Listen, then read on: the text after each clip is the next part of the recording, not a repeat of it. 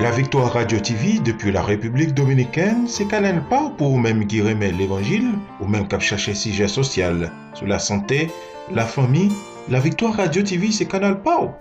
Branchez et fait l'autre monde brancher nous sur YouTube, live ou en replay.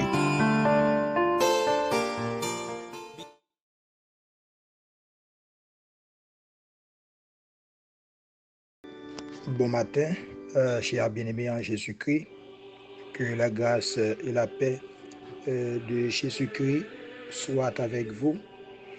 Je suis votre serviteur et frère, pasteur Maxi Wilner. Je vous invite à la prière. Notre Père Céleste en Jésus-Christ, Dieu des cieux, Dieu de compassion, Dieu de toute bonté et de miséricorde.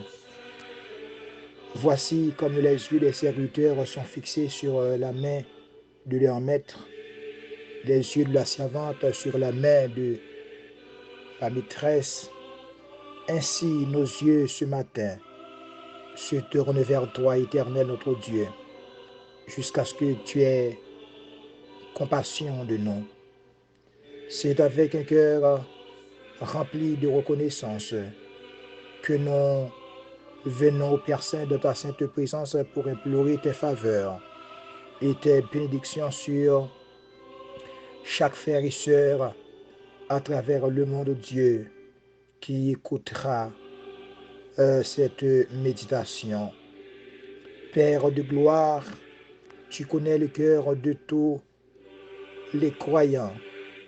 Tu connais ceux qui vivent des événements difficiles, des moments noirs, Seigneur Dieu.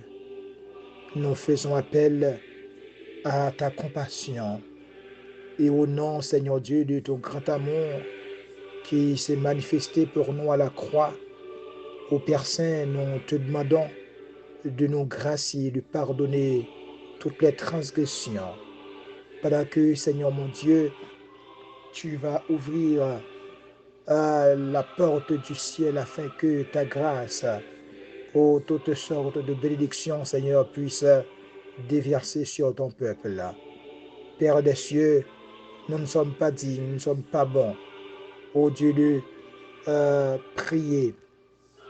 Mais le Seigneur, nous pénétrons ta sainte présence afin, ô notre Père Céleste, que tous nos besoins ce matin, les besoins spirituels, les besoins matériels, les besoins économiques, les besoins familiales soient comblés. Il n'y a personne qui peut combler, Seigneur Dieu, ces besoins. Ô Père Saint, toi seul es capable de le faire. Seigneur, nous comptons sur ta présence ce matin. Et c'est dans le nom de ton Fils unique, Jésus-Christ, nous adressons cette prière. À lui soit la gloire, la puissance dès à présent et au siècle des siècles. Amen. Merci Seigneur. Frères et sœurs, que le Seigneur vous bénisse. J'aimerais ce matin considérer un texte avec vous. Un texte tiré dans Apocalypse chapitre 3, versets 10 à 11. Versets 10 à 11. J'aimerais vous lire cette portion. Parce que tu as gardé la parole de ma persévérance, je te garderai aussi de l'heure de l'épreuve qui doit t'arriver dans le monde entier pour éprouver les habitants de la terre. Voici, je viens à toute vitesse. Tiens ferme ce que tu as afin que personne ne t'enlève ta couronne. J'aimerais ce matin, chers amis, vous enseigner sur ce sujet qui est la persévérance. La persévérance, c'est ce que je vous propose ce matin de voir. Dans le contexte biblique, la persévérance est attribuée à une personne qui ne dévie pas de son but, de sa foi, de sa piété, quelles que soient les épreuves. les circonstances et les souffrances. Elle induit ainsi la constance et produit l'endurance. Chaque enfant du Seigneur sera donc éprouvé tout au long de leur marche chrétienne et devra se maintenir dans le temps afin de prouver l'authenticité de sa foi et de son amour envers le Seigneur. Nous venons de vous lire tantôt dans Apocalypse chapitre 3, la persévérance dans la doctrine même du Seigneur, parce que tu as gardé la parole de ma persévérance. Je te garderai aussi de l'heure de l'épreuve qui doit arriver dans le monde entier pour éprouver les habitants de la terre. Donc, ici, chers amis, le serviteur nous invite à la persévérance. Nous apprenons ici au verset 10 que notre persévérance doit s'exercer avant tout dans le fait de garder les commandements que le Seigneur Jésus-Christ nous a confiés. Lui nous gardera de la grande tribulation, comme l'affirme le verset que nous venons de lire. Nous devons donc avoir une foi bâtie et fondée, pas sur les oui-dire, pas sur des raisonnements humains, mais sur la saine doctrine de Jésus-Christ, à quoi notre marche chrétienne serait vaine et instable et nous pourrions être portés à tout vent de doctrine. Le combat de l'apôtre Paul au travers des lettres qu'il a écrites aux différentes églises fut de veiller à l'enseignement, veiller à la parole qui devait être exacte et conforme à la saine doctrine. Voilà pourquoi il est dit dans 1 Timothée chapitre 1er verset 3 et verset 4, « Je te prie comme je l'ai fait en partant pour la Macédoine, de demeurer à Éphèse afin d'ordonner à certaines personnes de ne pas enseigner une autre doctrine et de ne pas s'adonner aux fables et aux généalogies sans fin qui produisent des disputes plutôt que l'édification en Dieu qui consiste dans la foi. En effet, il va de notre salut. C'est pourquoi le serviteur de Dieu, Paul, ne se laissait jamais de répéter, d'insister sur ces choses. Veille sur toi-même. Veille sur la doctrine. Persévère dans ces choses, car en agissant ainsi, tu te sauveras toi-même et tu sauveras ceux qui t'écoutent. C'est ce que nous lisons dans 1 Timothée, chapitre 4, verset 16. Et dans Philippiens, plus haut, nous lisons Philippiens 3, verset 1er. Au reste, mes frères, réjouissez-vous dans le Seigneur. Je ne me lasse pas de vous écrire les mêmes choses et pour vous, c'est une sécurité. Réjouissez-vous dans le Seigneur. Veillez sur toi-même. Veillez sur la doctrine de Jésus-Christ. Veillez sur votre marche. Donc, c'est une obligation pour vous et moi, chers bien-aimés. Pendant que nous persévérons, donc celui qui persévère, il est quelqu'un qui est attaché aussi au Seigneur. Quelqu'un qui est attaché au Seigneur a une vie de prière. Et c'est justement la prière qui nous permettra d'être attachés avec le Seigneur. Dans Éphésiens 6, verset 18, il est dit « Priez en tout temps, dans l'esprit par toutes sortes de prières et de supplications. Veillez à cela avec une entière persévérance et priez pour tous les saints. » Nous devons avoir une intimité avec Christ. Celle-ci consiste à l'adorer, à méditer sa parole, à entretenir une relation avec lui et au travers de la prière, chers amis.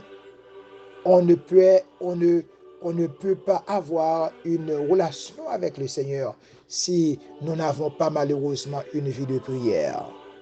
Nous ne pouvons pas connaître le Seigneur si nous ne menons pas une vie de prière. C'est ainsi qu'il parle à nos cœurs, nous enseigne, nous guide, nous conseille par son esprit et nous pousse à intercéder pour nos familles, nos frères et sœurs en Christ.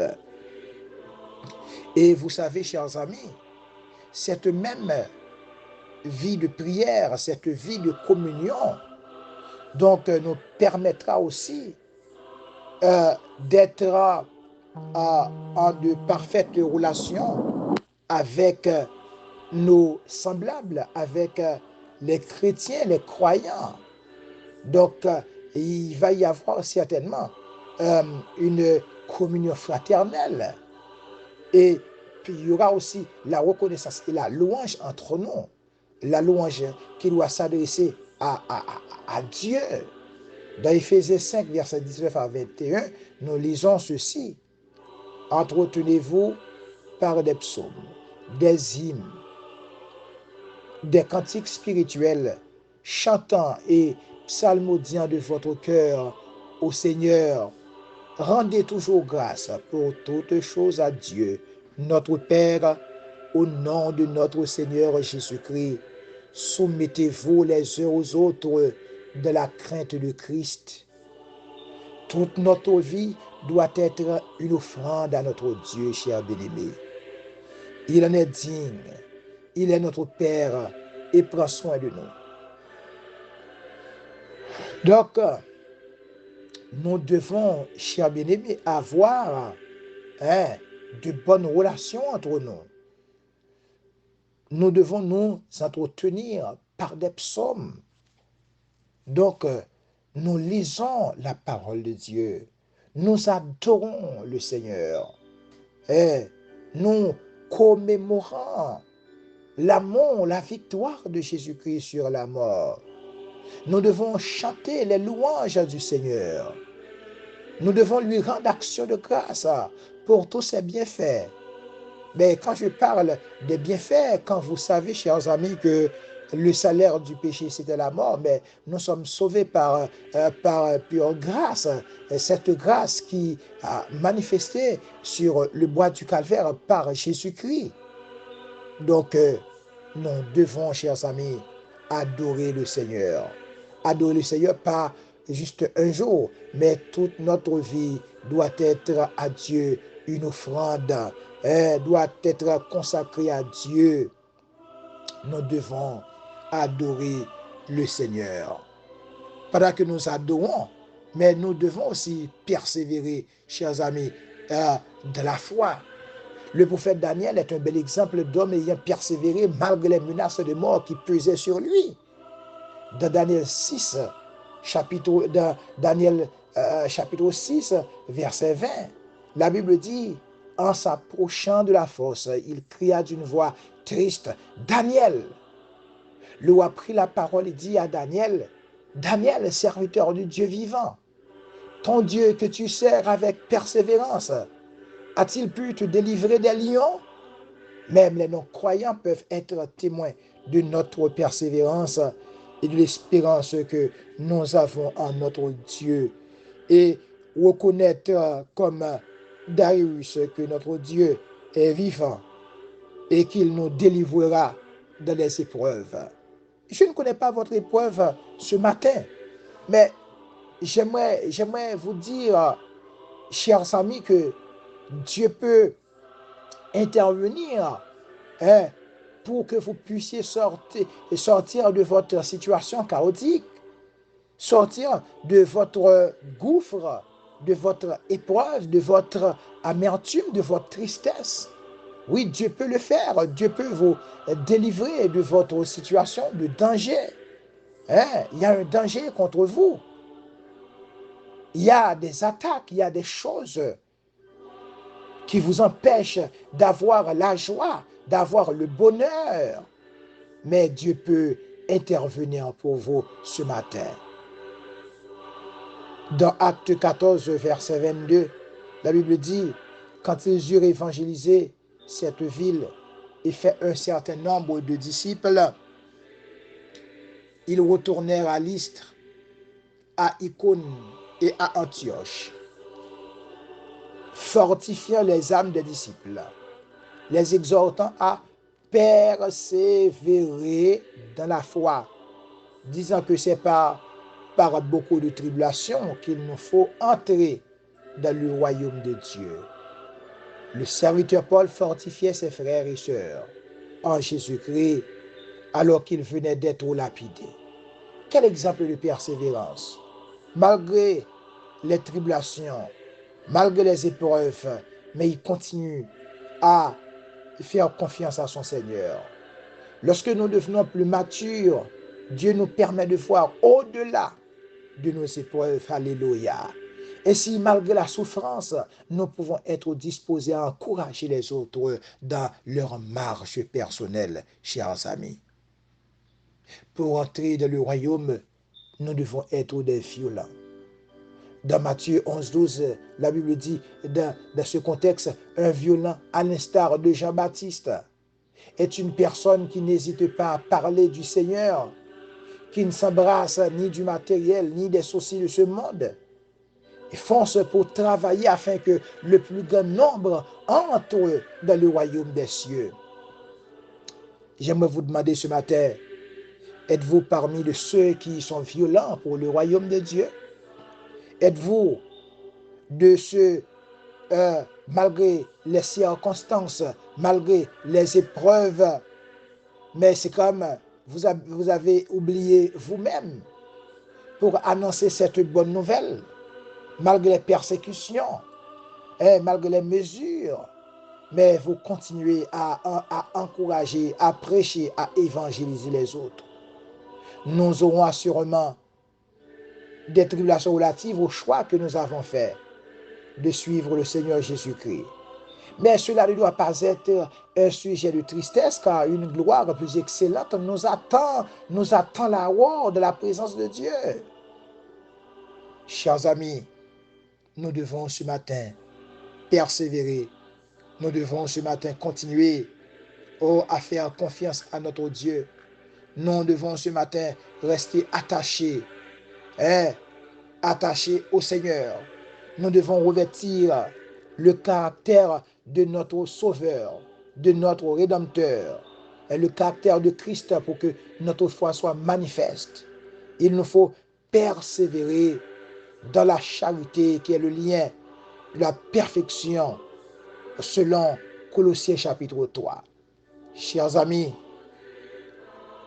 demeurons dans le sacré, demeurons dans la persévérance, demeurons dans la communion, demeurons dans la présence de Dieu en attendant le son de la trompette.